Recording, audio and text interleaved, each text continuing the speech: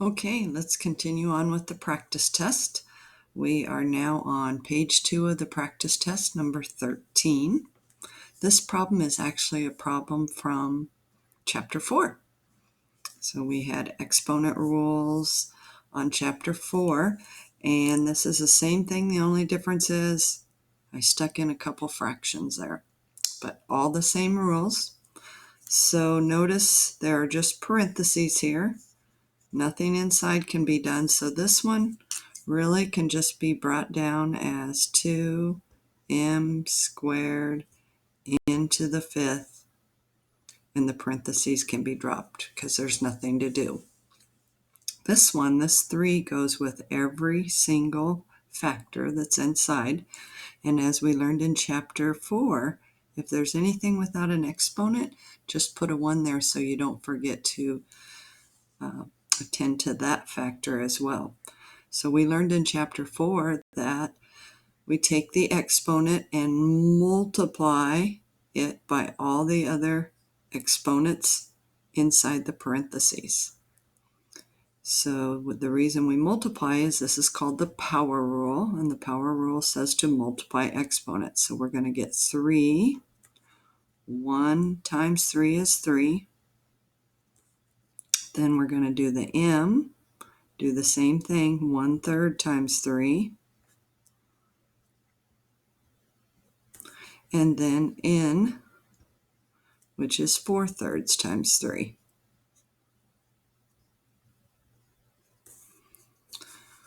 So let's simplify the second expression. So the first one just stays the same, nothing changed. 3 times 3 is 9, times 3 is 27. And you can either do this on your calculator or in your head. Pretty easy to do in your head. The 3's cancel. And so you just get m to the first. And had you done it on your calculator, you would have just done 1 fraction bar 3 times 3 and gotten 1 as well. Same thing here, the 3's cancel, or you could have done it on your calculator, 4 fraction bar 3 times 3. So that leaves me with n to the 4th. Now what I have is just a simple little multiplication problem. In multiplication, we multiply our coefficients, so that would be 54. And the exponent rule for multiplication is keep the base and add the exponents. So m to the 3rd, n to the 9th. And we are done. Nice, easy little problem. Good review of chapter 4 too for your final exam. Okay, let's move on to number 14. Number 14, as I pointed out in the last video, has a negative exponent. So that tells me I need to flip the base. And remember, the base right now is over 1 because it's a whole number. So when we, well, not a whole number, it's an integer. So when we flip it, we get 1 over negative 125. But now the exponent is going to be positive 4/3. So we don't flip the exponent, we don't reciprocate that. Reciprocating the base makes the exponent become positive. So now we have a positive exponent, and so now we just have to evaluate, perform the indicated operations. So we learned back in, I think it was 6.2, that the number in the denominator is the index. So we know this is going to be cube root of 1 over negative 125. And if we want to move that negative up, we can. Remember, it doesn't matter if it's with the denominator, with the numerator out in front, but most of the time we see it written with the numerator. And then we learn to make parentheses and do the power last. And remember, the reason we do that is if we had done the power first, we would get a gigantic number in here and have to take the cube root of it. So this way, we have a workable number we could probably do in our head, and then we just raise it to the 4th power. So we also learned in chapter 6 that when you have a negative under a cube root, that means your answer is going to be negative. So we know it's going to be negative. Cube root of 1 is just 1. The cube root of 125 is 5. And that's because 1 times 1 times 1 is 1, and 5 times 5 times 5 is 125. And then we still have the fourth power there. And then we have power of a quotient rule, which says that 4 gets distributed to each number inside. So it's going to be negative 1 to the fourth over 5 to the fourth. And negative 1 times negative 1 times negative 1 times negative 1. There are 4 negatives there, so that's going to make that positive 1 over. So 1 times 1 times 1 times 1 is 1. 4 negatives make it positive. And then this is 5 times 5 times 5 times 5. And if you want to pull out your calculator, you can just do 5 to the fourth on that if you like. You do have to show your work on this one on the test. But to work out a single step like that, you could certainly use the calculator. So 5 caret 4 is 625. Very highly missed problem on the test, so that's a really good one to star and study. So let me just go over the steps real briefly again. The exponent's negative, and we learn when the exponent's negative, you reciprocate the base. That makes the exponent positive. The denominator becomes the index. We put the base inside the radical, and then at the very end, we raise it to the fourth power, which is the numerator. Then the negative, we know that a negative comes out as a negative. The cube root of 1 is 1 because 1 times 1 times 1 is 1. Cube root of 125 is 5 because 5 times 5 times 5 times 5 is 125. And then we just do negative 1/5 times negative 1/5 times negative 1/5 times negative 1/5, or write it like this and get our answer. Okay, let's flip over to the next page. This is the fun page. Favorite page of the test right here. This page is going to take you maybe 5 minutes on the test. Not too long. It's definitely the easiest page of the test. Okay, so think about what we learned about the i's.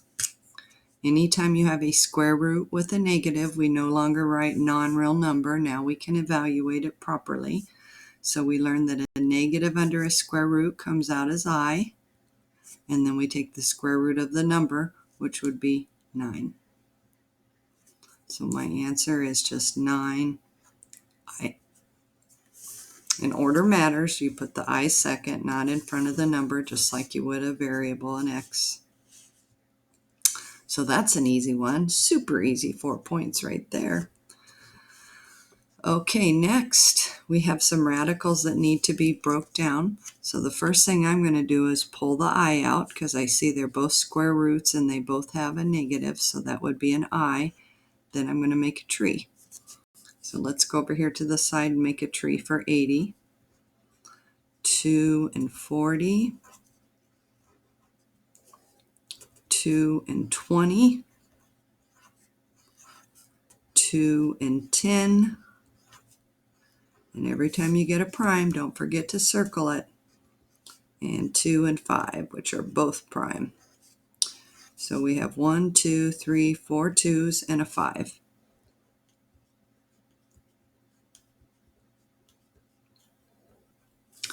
Minus, that negative also comes out as an I. And 20 is 4 times 5, which is 2, 2, and 5. And then just like the radicals on the front page, you're looking for pairs because these are square roots. So here's a pair of 2s that come out as a 2. Here's a pair of 2s that come out as a 2. 5 doesn't have enough to get out of jail, so it stays right there. And then here's another pair of 2s. So that makes my next step into 2 times 2, 4 I underneath the radical is just 5 now, minus 2I radical 5. Now we inspect them to see if they're like terms. 4I, 2I, like terms, radical 5, so we subtract. 4 minus 2 is 2, and tack on all the rest. So my answer is just 2I radical 5. Told you this page was easy. Okay, now we have two terms in the denominator, and remember over on this page, when we had two radicals in the denominator, remember how we multiplied by the conjugate of the denominator to get rid of those radicals? Well, that's the exact same thing we do with i's. If we have two terms in the denominator, which we do, to get rid of that I in the denominator, because remember how we talked, there's three things you can't leave in a denominator. You can't leave 0, you can't leave a radical, and you can't leave an I. So we use the same exact method with i's that we do with radicals. So we multiply both by the conjugate of 3 minus 2i, because that's what we're trying to get rid of. So the conjugate, remembered, means just change the middle term. So now it's going to be 3 plus 2i and 3 plus 2i. Because whatever we do to the denominator, just like on the page I just showed you, we have to do the exact same thing to the numerator. So up here, we're going to distribute just like we did over here. See how we distributed? And then in the denominator, because these were just conjugates, we did FL. Exact same thing for the i's. So we're going to distribute here, and then we're going to do F and L in the denominator. Remember, we can do FL anytime we're multiplying conjugates. That's the only time. So 6i times 3 would be 18i. Now be careful on this next step. Plus 12i squared.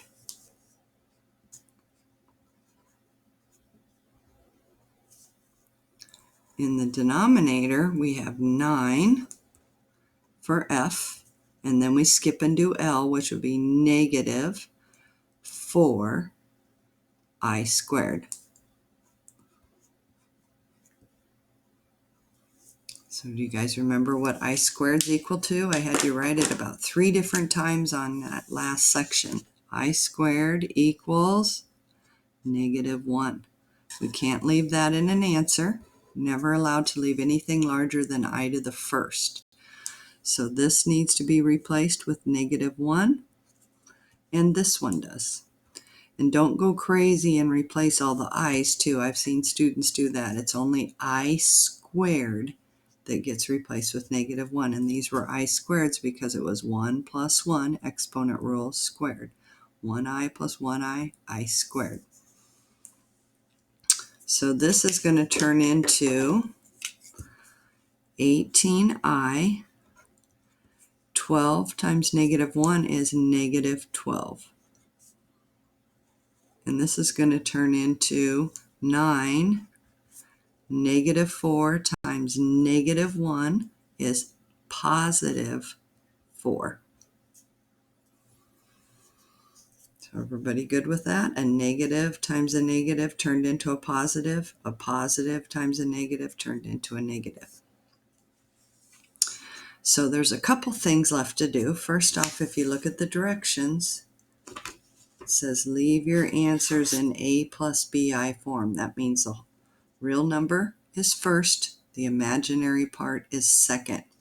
And do you see how that's in the incorrect order on this one?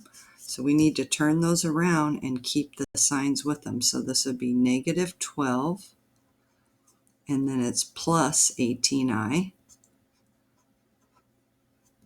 over 13.